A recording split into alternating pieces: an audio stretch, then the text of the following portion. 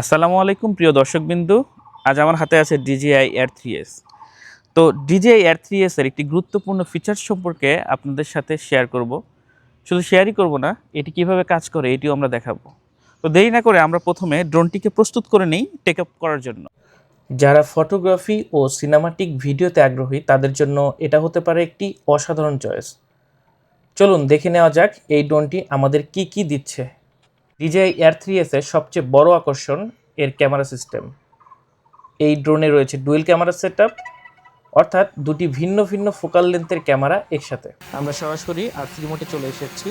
বর্তমানে যেটি দেখতে পাচ্ছেন, ড্রোনটি একটি লক্ষ্যবস্তু স্থির করে লক্ষ্যবস্তুর পিছনে পিছনে ছুটতেছে। এটিকে মূলত অ্যাক্টিভ ট্র্যাক বলে। আমরা একটু এক্সট্রিম লেভেলের পরীক্ষা করার জন্য এরকম ঘন জায়গায় চলে এসেছি যেখানে অনেক গাছ। আপনারা দেখতে পারতেছেন লক্ষ্যবস্তু সামনে আগাচ্ছে আর ড্রোনটি ঠিক লক্ষ্যবস্তুর দিকে অগ্রসর হচ্ছে গাছগুলোকে ভেদ করে।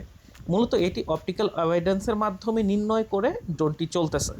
ঠিক আমরা আরেকটি লোকেশনে গেলাম যেখানে গাছগুলো আরও ঘন, আর ছোট্ট একটি বাচ্চাকে বললাম যে তুমি দৌড়াও, তোমার যত খুশি মন চায় দৌড়াও, ড্রোনটি ঠিক তোমাকে ধরে ফেলবে।